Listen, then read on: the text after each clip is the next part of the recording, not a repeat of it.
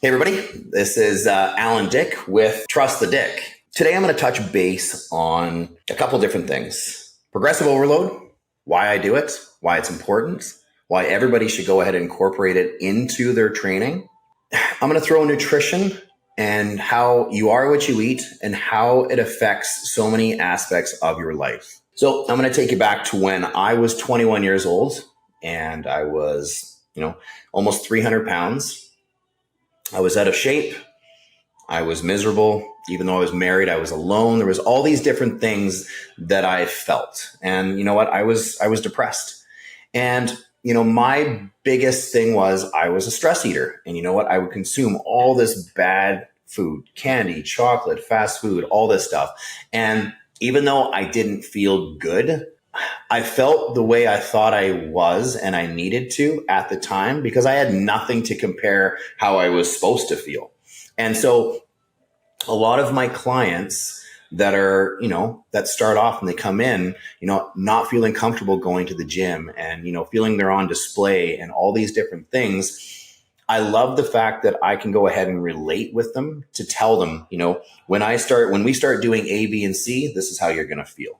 Yes, I was a very, very heavy guy. And, I had a hard time, getting out of bed. My knees were sore all the time. My lower back was sore all the time because I was carrying all this extra weight. And, it wasn't conducive to where I wanted to go. I just didn't know how to start to get there. And, one day I had my breaking point and I just said, F this.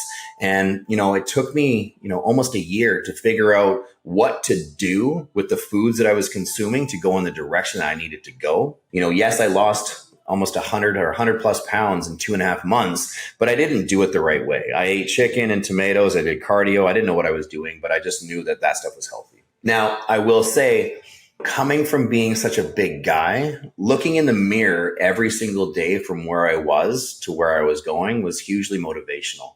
And so, even up here, I still felt that I was a big guy, but visually I could start to see all these cool changes happening. And it was very motivational at the same time, but also so different. And what got me started down that path is not knowing where I was going to be 10 years down the road, continuing to carry on from where I was. And so when I lost this weight, even though I may have not done it the right way, I definitely felt better. My energy was different. Obviously my knees were better. My back was better. All these different things happened. I wasn't as depressed. It's sad to say, but, I started to get more friends because apparently, when you're heavy, you're not putting yourself out there. You don't feel like going above and beyond because you just want to hide because of where you've let yourself go. And so once I started to feel better and look better, I was like, holy shit, like, how can I go ahead and help as many people feel now how I do from where I was? And I made it my mission in life. And so I will say that, the most important thing, like I've talked in other podcasts, is nutrition. Understanding, what to eat, how to eat, why we eat, and, what we're doing for our own body is so important to go in the right direction. Understanding the difference between, what good calories in and good bad calories out, how many calories I consume, all these kind of things come into factor because if you're going to go ahead and trust somebody, you hope that you're trusting the person's going to put you in the right direction.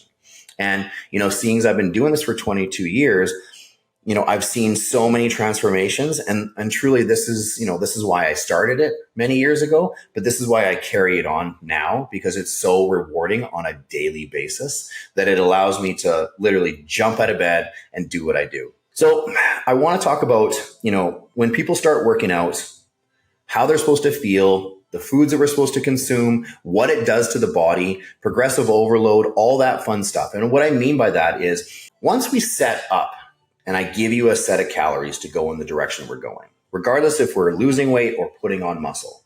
I build a workout tailored to that as well, based on your lifestyle to take us either down or to put on muscle in this direction. And it is so, so important that every single person follow exactly what I give them. Because if you're going to put all your trust in somebody and you do it wholeheartedly and it doesn't work, great, that's on me. But if I'm going to give you something and you're going to alter it in any which way or form, that has to be on you. I just had a guy the other day go ahead and send me a message saying that he had consumed an extra couple hundred calories above and beyond, and he was wondering why his weight was up. Well, if you're not following the plan, you're not following it to go in the direction we're going. So even though it was only a couple hundred calories, it sent him up when he was supposed to be coming down. The goal for me and every single one of my clients is, if I make something set up for you and you follow it and it's working, don't fuck with anything that's working. So I get very frustrated when people go ahead and try to, reinvent the wheel. If you're putting all your trust and your faith in somebody, then do it to the fullest extent and be able to go ahead and say, you know what, I followed it. It either worked or it didn't. And if it does, I trust this person wholeheartedly. And there we go. Because once you have that trust, it's game over. When I build somebody a workout plan that's conducive to our goal and your lifestyle, I expect that individual to push as hard as they can, obviously in the right direction with the correct form. Don't deviate from those things, because a big deal for me is having somebody go ahead and feel like, hey, I need to do as heavy squats as I can to go ahead and get to a PR, but then put themselves in a compromising position and be out for a week. The goal is to not get injured. And so, I'm 42. I don't do a lot of traditional squats, and I will switch that out and do hack squats because I can push more. It's not as taxing on my back. I feel better. I go in the right direction, and I'm still getting the gains that I want without those factors that may go ahead and throw me out because I lifted too much or I arched my back or so many other things. And so it's very important for me to build a workout where someone can go ahead and say, okay, I feel comfortable, I feel confident, and I'm going to push as hard as I can. So now what I mean by progressive overload is when you go, and I preach this all day long, you are what you eat, and honestly, lift the same, look the same. And there's so many people that I have seen in the gym where they just stay on a fucking elliptical for 60 minutes. And it's crazy because I've seen the same people day in, day out, whether they're on a treadmill, a bike, an elliptical, whatever it is, and they look the same. Now, that may be what that person wants. But I know that, yes, I get cardio is heart healthy and it's good for the body. But the goal is, for me anyway, is like I've said in previous ones, is to look good naked. If we don't, then what are we doing this for? And so when I build something for somebody and I say, okay, I want you to work and practice on progressive overload. And what that means is when you do an exercise, and so I track every single thing on a platform called Trainerize. With my people that are in person, I write everything down in a book. And so when you understand how much you're supposed to lift, it's so much easier the following workout to say, okay, well, if I did flat dumbbell press and I got 30 pounds for 10 reps, I know that the next time I come in, either I'm going to do 30 pounds for 11 reps or I'm going to try 35s. And so whether you're going up by a weight or by a rep, that is considered progressive overload. If you just said, okay, well, I see a ton where guys and girls will come into the gym and they'll just, okay, I know I can do 60s for dumbbell press. I'm going to start with 40s. I'm going to go 50s and I'm going to finish with 60s. Big waste of fucking time, because you know that you're capable of doing 60s. After your warm up, why wouldn't you try 70s or 65s or do an extra couple reps and work your way backwards as opposed to forwards? If you know that you can do something, put yourself out of the box and go ahead and push yourself. I will say a ton of people have a problem with that because they're scared of failing, or they're scared of, okay, well, will I get my reps? Will I do this? Do I have to ask for a spot? That kind of stuff. I don't care. Just get it done. So, when I tell everybody, for me, it's more black and white. A lot of my women have such a hard time asking a stranger for a spot. But at the end of the day, if you want to go ahead and look as good as you possibly can, and there's not somebody there helping you, ask somebody for a hand. Okay. If you're going to lift the same, then like I've said before, you will continue to look the same.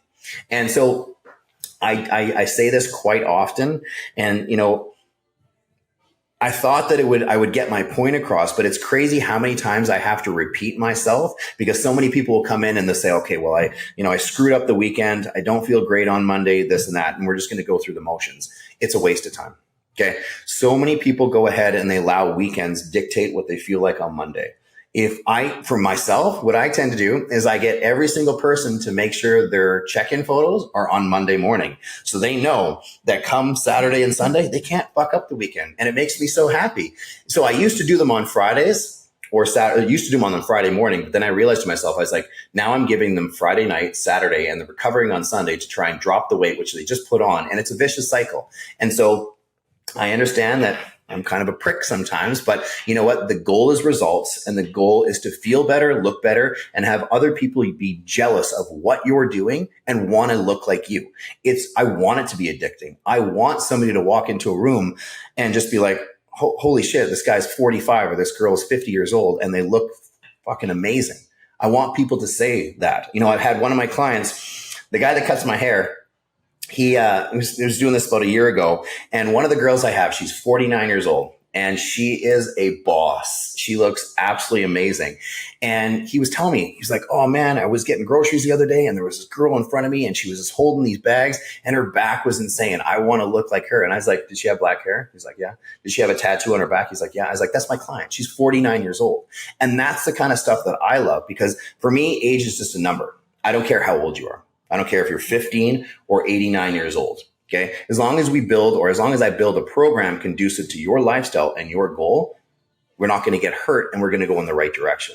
And so that is huge for me. Like I've said before, not having people get injured, not putting yourself in a compromising position, and not feeling comfortable to kind of push forward is a big deal for me, because I want somebody to feel comfortable in their own skin and be able to go ahead and push as hard as they can with no risk of getting injured. If it gets to that point, like with a lot of my workout plans, I'm going to do them for 12, 14, 16 weeks, because as long as, like I said before, we're still going up by a rep or by weight, we're still moving forward.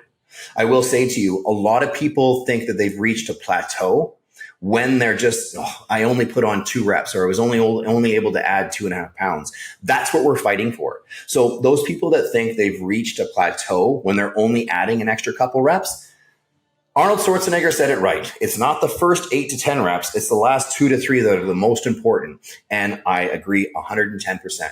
And I will say, 99% of the population that exercises are not willing to do those extra 2 or 3 reps, because guess which the hard ones are? Those ones. Those are the ones that are going to make you sweat. Those are the ones that are going to make you sound like a female tennis player. Those are the ones that are going to make you go ahead and push as hard as you possibly can and grow more than you could possibly imagine. Those last 3 reps dictate what you will look like. So if you're that kind of person that just sits and stops at 10, even though your rep range might have said 8 to 10, but you could have done 5 more, what's the problem? Like maybe you're having a great day and you feel better. Push as hard as you can, because that's the benefit. That's what we're trying to do to allow us to maximize growth, maximize muscle gains, all that kind of stuff. So don't hold back thinking that you're going to save a set for where we're going to go. I want you to fatigue and fail on every single set and work our way backwards, because you're going to go 1,000 times faster in the right direction. And so many people have asked me, like, I will say Dan Martell. And the reason why I do that is because he started right away and there was no bullshit. It was like, this is my program. This is what I'm going to do. And he pushes as hard as you possibly can on every single set, no matter what the exercise is. He has done more in, 8 months than a lot of my clients have done, because they just didn't go ahead and put in the time and the effort. And I will say, those clients that do that, they don't stay around for long, because I have a very high set of standards. I'm just going to go ahead and take on somebody that's going to put in the time. You're not going to, if I put in the time to go ahead and build a plan for you, I want you to go ahead and be able to push as hard as you can. So when I use Dan Martell as an example, it's crazy, because so many guys come up to him and say, holy shit, like, what are you on? What are you taking? What are you doing? I want to do the same thing. He literally says to those people, I eat what I'm supposed to. I cut off my food at 6 o'clock. I start at 6 o'clock. I make sure that there's no lost workouts. I make sure that I'm always doing progressive overload. If it gets to the point where progressive overload comes to a halt, because if you're doing 2 or 3 of the same workout and you can't beat what you are currently doing by a rep or by weight, it's my way of knowing that we've come to an end. And yes, then we've reached a plateau and we have to alter our programs to continue carrying on in the right direction. But like I said, so many people, when I see in the gym, they've got so much more potential, but they're just not willing to fail or push themselves. I don't know why, but it's my job to go ahead and tell the current clients that I have and every single person that asks me questions, this is what we're going to do. This is what the result we're going to get. And you're going to fucking love it. And it's crazy that, even the people that I train that are a little bit older, like I said, I'm 42 years old. My goal is to continue looking amazing until I'm thinking around 85, 90. But, I haven't decided. The second my hair starts to go, maybe I'll start to peter down. Looking better, feeling better, having more energy, getting through your day without having to take a fucking nap, being able to play with your kids on another level, especially at the end of the day when so many people are either mentally or physically exhausted, but you're that kind of person that can go outside, play soccer with your kid, throw the ball, play hockey, go camping and not just feel like you're a big bag of shit and sit in your tent the whole time. To go and be an actual active parent is a big deal for me because I have a 9 and 11-year-old. They're running all the time. And I don't want to be that parent that comes home from the hard days of work, goes ahead, has dinner, sits on the couch and watches TV. Fuck that. My kids know that the second dad sits down to watch TV, he's going to sleep. Okay. Cause he's been up since like 3:45 in the morning. I'd rather them know that than me know which fucking TV show to go ahead and watch on a Saturday night. Okay. There's more to it, but I find that, the better you feel, the better you look, it has a huge addicting factor. All of a sudden your clothes fit better. Your confidence level goes through the roof. Your business gets better because now you're able to go ahead and have a different air of confidence on you that you didn't have before. And I will say, like, being from where I was and how heavy I was to where I am now, but this also took a very long time to get to this point. It's not that I'm arrogant or whatever. It's I love what I do and I feel amazing in my own body. And so when you have that, everything else is that much better. I've trained a lot of clients that were very successful business owners, but when they have the energy, the body, and the confidence that goes along with it, not only is your bedroom better, your bank account's better because now you're putting more into your job, more into your work. It's very addicting. So for a lot of my guys, their employees are like, holy shit, like this guy's on all the time or this girl's on all the time. I want to do what they're doing. It's very addicting. It's absolutely amazing. And you know what? I will say I train a ton of couples. It's cool when I get to see couples do it together because I've seen it a lot where, I'll have a guy start, he'll get into great shape and then the woman may or may not be on board.